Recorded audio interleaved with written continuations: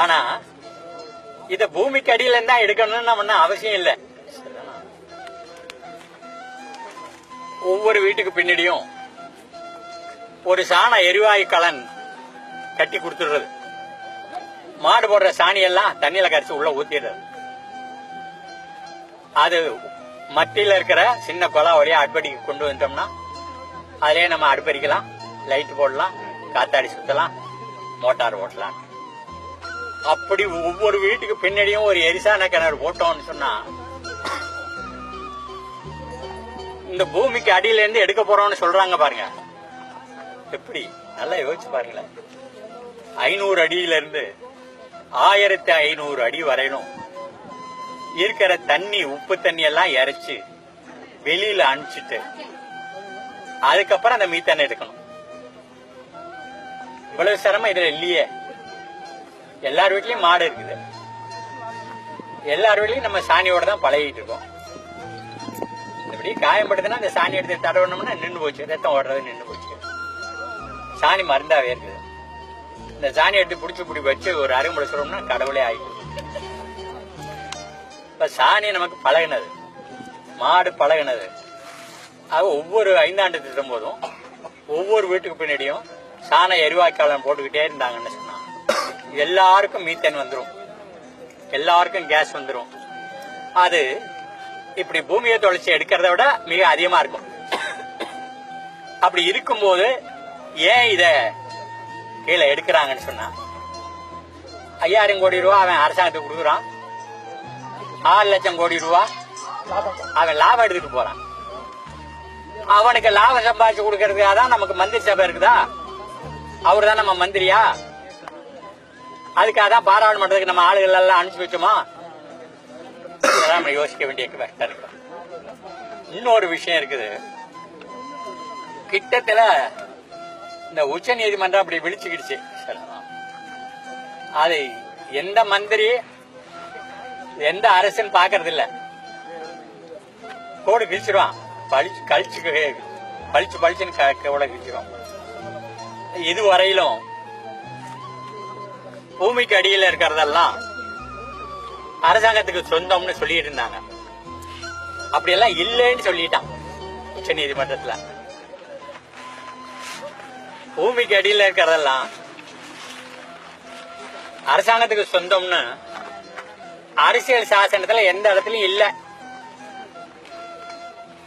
இப்ப இவன் 30 அடி விட்டத்துல 2000 அடிக்கு கீழே தள்ளி அங்க இருந்து பக்கவாட்டுல 10-15 குழாய்களை நீட்டி விடுவான். நம்ம 30 அடியில ஒரு கிணறு வெட்டுறோம்னு வச்சுங்க, போய் தண்ணி வரலன்னா சைடு குழா போட மாட்டோம். அதே மாதிரிதான் இப்போ ஒரு போர் இருக்குது, 8 போர் இருக்குது. போரை சுவிட்ச தண்ணின்னா தண்ணியா கொட்டுது. அந்த போர்ல இருந்தா தண்ணி வந்துருச்சுன்னு நினைக்கிறீங்க? இல்ல, சுத்தி இருக்கிற தண்ணி எல்லாம் உள்ள வாங்குது. அப்ப இவன் 2.25 ஏக்கரா மட்டும் வாங்கிக்கிட்டு 2 கிலோமீட்டர் 3 கிலோமீட்டருக்கு குழாய்களை விரிச்சு விட்டு எல்லாத்தையும் உறிஞ்சிடான்னு வச்சுங்களேன். அது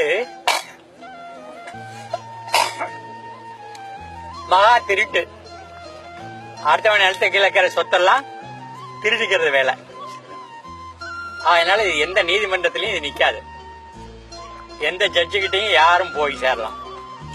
ஆனா அதுக்கு முன்னாடி நம்மளுடைய ஆபீசர்கள் எல்லாம் பண்ணணும். நம்ம என்ன செய்யணும், ஒரு வழக்கறிஞர் குழு ஒண்ணு ஏற்படுத்திட்டு தொடர்ந்து இதுகள்ல என்ன லீகல் ஆஸ்பெக்ட் இருக்கு, எது எக்ஸ்ட்ரா லீகல் ஆஸ்பெக்ட்ல என்ன செய்யலாம், கொஞ்சம் நம்ம தோண்டி எடுத்துக்கிட்டே இருக்கணும். அவன் எங்க வந்தாலும் எதுக்கு வந்தாலும் பண்ணிக்கலாம். இப்ப சொன்னாங்க சுத்தி கம்பா ஊனி அதுல இந்த கொடி கட்டி இருக்கான்னு சொன்னாங்க. எல்லாரும் போய் ஆளுக்கு ஒரு குச்சியையும் கொடியும் பிடிக்கிட்டு ஒரே இடத்துல போட்டு தீய ஊச்சி கொளுத்துனீங்கன்னா இந்த தொலைக்காட்சி நண்பர்கள் அதை படமா எடுத்துக்கிட்டு அப்படி தமிழ்நாடு முழுவதுக்கு காட்டுவாங்க. முன்னாடியே கெயில் நிறுவனம் எங்க எல்லாம் ஓட்ட போடுறானோ ஓட்ட போட்டு அதுல என்ன இருக்குன்னு சோதிக்கிறதுக்காக உள்ளுக்குள்ள வெடிகுண்டை வச்சு வெடிக்கிறாங்க. அது பூமியில பிளவுகள் உண்டு பண்ணிட்டு மேல இருக்கிற தண்ணி எல்லாம் கீழே போயிடுது, நிலத்தடி தண்ணி இல்லாம போகுது. ஒரு பொடி குழாய உயரமா வச்சு விட்டு அதுல காத்து அதுல வெளியில விடுறாங்க. அது தீப்பிடிச்சு எரிஞ்சுக்கிட்டே இருக்குது. அதனால கட்சி சாராத தலைவர்கள் எல்லாரும் சொல்றாங்க, இந்த திருவாரூர் மாவட்டத்துல எங்க எல்லாம் கெயில்காரன் இது மாதிரி கொலை வச்சு விட்டு போறானோ அங்க எல்லாம் 3 வருஷமா மழையே இல்லை.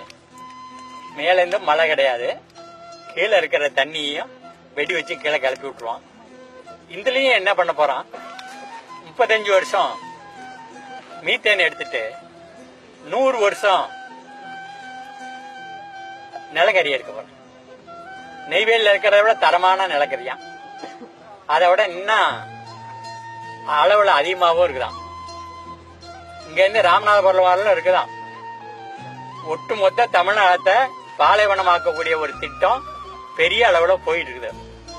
இதை வேற யாரும் தடுத்து நிறுத்த முடியாது, மக்கள் மட்டும் தான் தடுத்து நிறுத்த முடியும். மக்கள் குரலே மகேசன் குரல். நன்றி, வணக்கம்.